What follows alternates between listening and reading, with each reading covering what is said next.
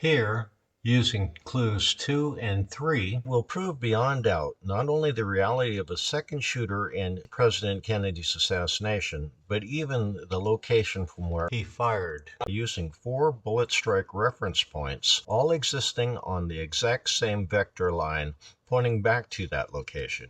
However, to do that, I must first dispel 62 years of government lies, incorrect conspiracy theories as to the nature of President Kennedy's throat and back wounds. That will be done mostly by extremely careful analysis of witness statements, photographs from that day, autopsy records, and drawings from both the Bethesda autopsy and emergency room doctors at Parkland Hospital. Added to that, I'll introduce very briefly some probable types of rifle and ammunition used, which will be familiar to you, familiar with firearms. To understand what really happened, we first must understand the nonsensical official version of the president's murder as constructed by the Warren Commission. Here's that official fairy tale that the non-fatal wound to first strike the president was fired from above and behind, as seen above with its inventor, committee counsel, and all-round rat Arlen Specter, to then pierce the president's shoulder, exit his throat, enter and pierce Connolly's coat and shirt moving sideways, puncture his back, shatter his 5th rib, shatter his right wrist bone, and finally pierce his pants and left thigh. The supposed bullet to having done all that, to then be found on a stretcher at the Parkland Hospital in the condition you see above, having lost only 2 or 3 grains of mass from its original 161 grains of weight. Do you believe that? Perhaps that's why they call this the magic bullet. Fortunately for the committee member, and also all-round rat and future president, Gerald Ford, decided to elevate the wound in President Kennedy's back 5 inches, as seen above, from its original location on the actual autopsy diagram the pathologist made during the autopsy.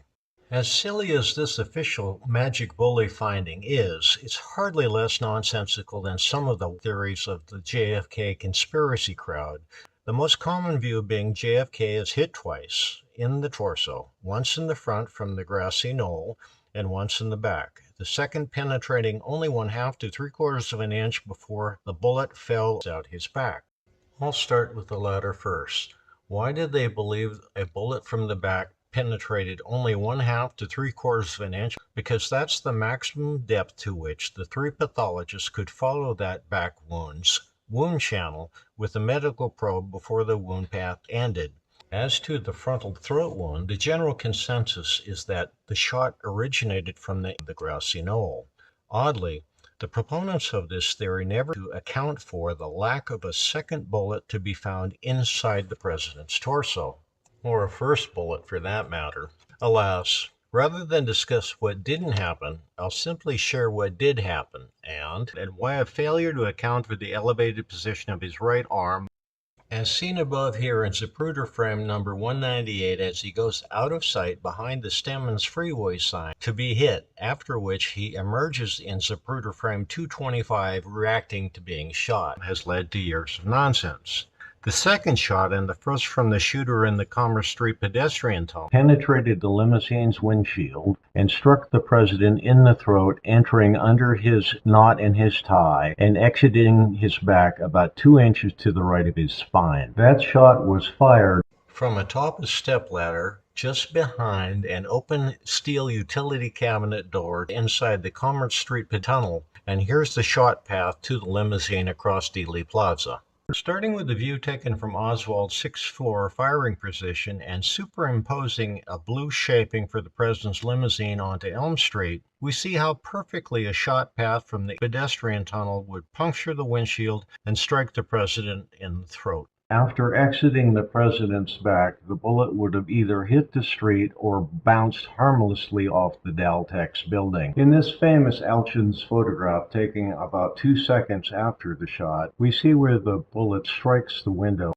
We know it was a bullet hole because of the testimony of these 6 incredibly reliable witnesses. Officer Stavis Ellis, who actually recalled putting a pencil into the hole, and Officer H.R. Freeman, who observed the limousine at Parkland Hospital and stated, "I was right beside it. I could have touched it. It was a bullet hole." Dr. Evelia Glangis, a medical student at the rear of Parkland Hospital near the emergency room exit where the limousine was parked, saw the hole and said to friends, "Look, there's a bullet hole in the windshield." Dr. Glangis also stated that she had been around guns since her childhood and that the hole was a front to back, through and through bullet hole. St. Louis Post-Dispatch reporter Richard Dudman saw the hole close up at Parkland Hospital before he was shoved away by a Secret Service agent. After the limousine had been flown back to Washington, the hole was also seen by Secret Service agent Joe Palello, who was guarding it in the White House garage.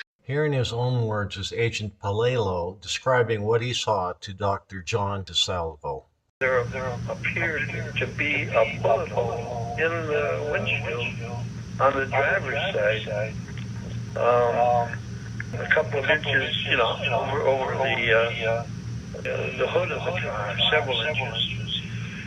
And finally, on November the 25th, the day of the president's funeral, by George Whitaker of the Ford Motor Company, who actually replaced the windshield of the limousine at the River Rouge plant, as he's heard confirming here in the 1990s documentary, The Men Who Killed Kennedy.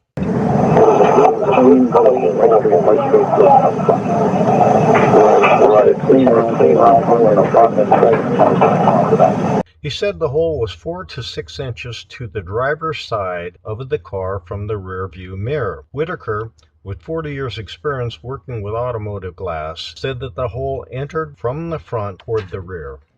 We see here the president reacting to being struck in the throat, and you can clearly see his left fist being risen to his chin, making this hole in his dress shirt. In this image, we see how the bullet entered through the windshield, passed between Governor Connally and his wife to strike the president in the throat and exit about 2 inches to the right of his spine. Please note that Governor Connally was sitting about 4 to 6 inches lower than the president, and in the second photo, there is a much greater distance between the two men than the previous diagram would indicate. In addition, 3 tiny glass particles from the bullet hole in the windshield punctured President Kennedy's right cheek, as discovered by Gawler Funeral Home mortician Edwin Strobel, who, as one of the morticians preparing the body for burial after the autopsy, discovered and plugged the 3 holes which were leaking embalming fluid. In this FBI recreation, we see that with the very steep slope of Elm Street, that the bullet from the Commerce Street arcade would line up perfectly with both the windshield and the FBI agent posing as Mr. Kennedy.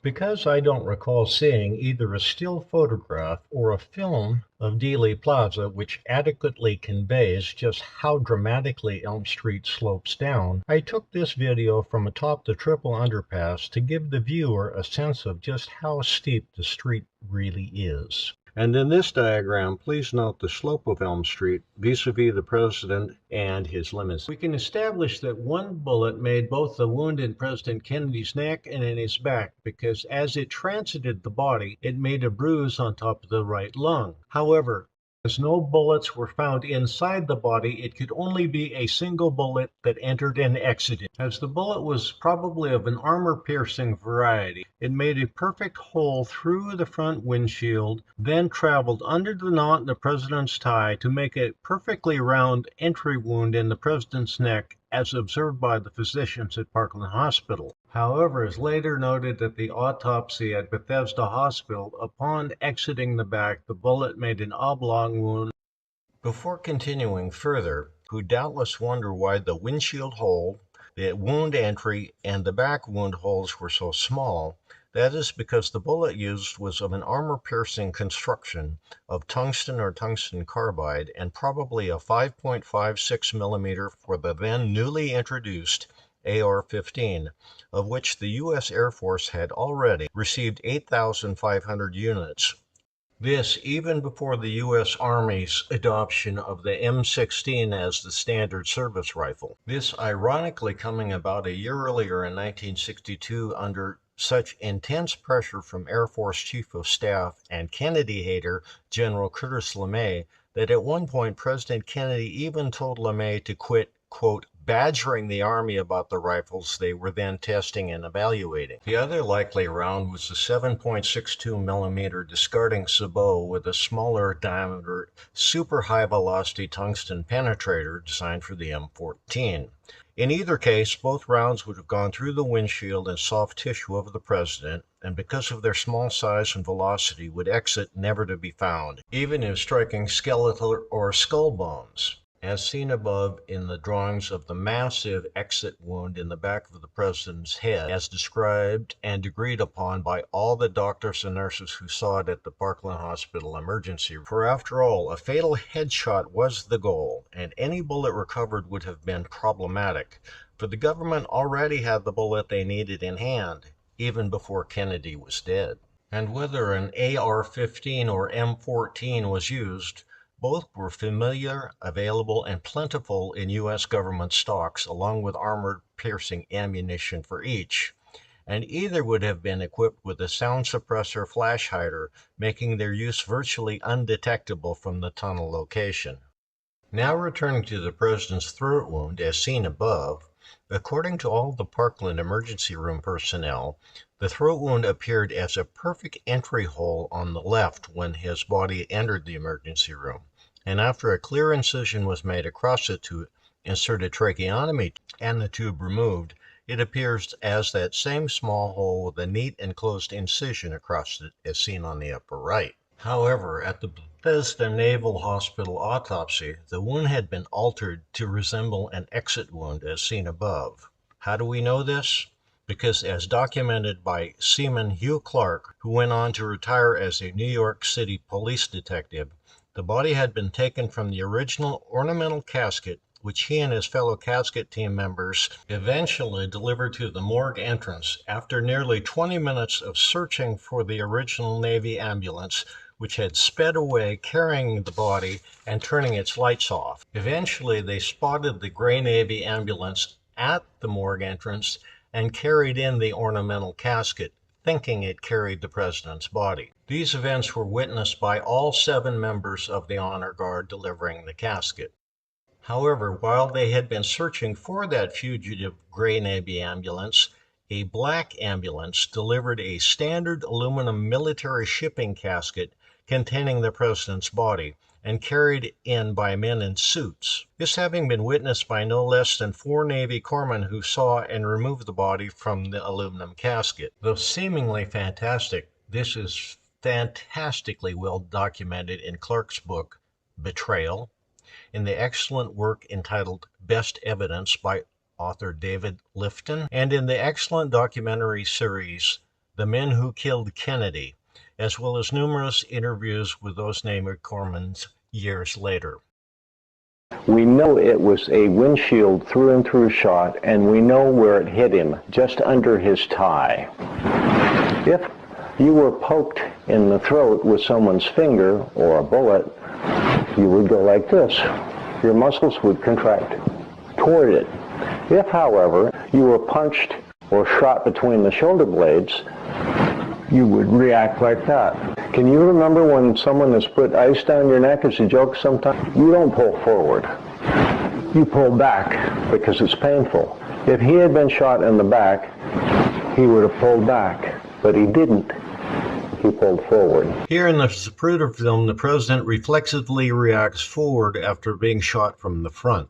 A news conference after the president's death at Parkland Hospital that the wound in the throat was an entry wound. Dr. Perry was threatened by a Secret Service agent yet who never called that wound an entry wound again if he knew what was good for him. Here we see the wound on the president's back on the actual autopsy sheet, Bethesda Naval Hospital. Misidentifies as an entry wound instead of an exit wound because they had been informed by the Secret Service that the president had been shot from above and behind. I'd like to demonstrate how honest witnesses can perpetuate false and misleading statements, which are the opposite of what really happened. In this Altgens photograph, please note the driver of the backup vehicle, Special Agent Kinney, and how he's looking directly at President Kennedy. Agent Kinney later testified that he saw the shot hit the president in the back. But did he really? Agent Kinney really didn't see a bullet hit the president at all. What he did see was a hole appear in the back of the president's coat.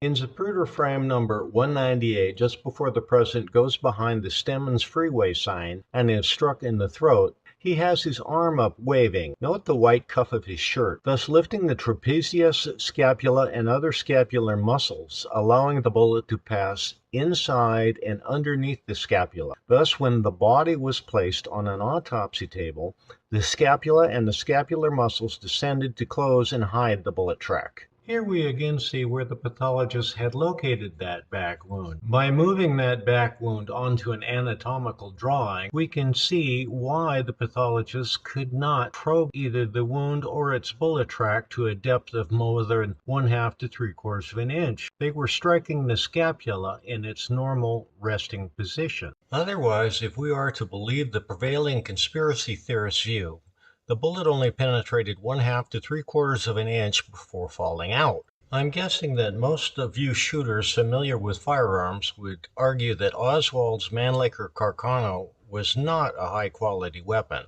Still, with a muzzle velocity of between roughly 2,200 and 2,300 feet per second, and with roughly between 1,700 and 1,900 foot-pounds of energy, that simply isn't possible. However, taking into account that the president's arm was up and forward waving, as seen above, an instant before he's hit, the bullet's passage entering his throat from the front, bruising the outer lining of the top of his right lung and passing under his uplifted scapula is not only the only probable explanation, but indeed it's the only possible one.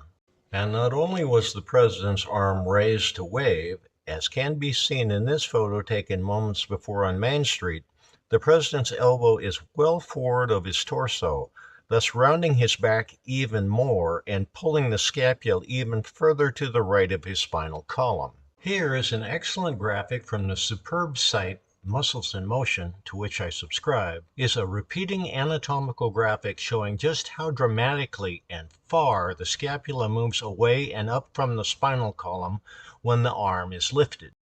Please keep in mind as this graphic repeats how easily a bullet, when the arm was raised, could have passed between the ribs, under the upraised scapula, and then when the scapula was descended and the body placed on an autopsy table to cover and hide the bullet track. Since his elbow was also well forward of his torso, it again would pull the scapula even further off the midline, allowing a bullet to pass cleanly without striking the bone. The president's tie also tells us from which direction in front the shot came, his left, while the grassy knoll would lie to his right, meaning a shot from the grassy knoll would have simply been impossible because the angles are all wrong. I'll pose several questions to you in which I'll ask you to think you are out to assassinate the President of the United States. What are your two immediate goals? Well, of course, the first is to ensure that you actually killed the man, and using a rifle, that would mean putting yourself in the best possible firing position. The second would, of course, be to get away with it, to escape unseen and undetected. Can you spot any obvious escape routes? Remember, all the crowds are on or upper side of the railroad tracks.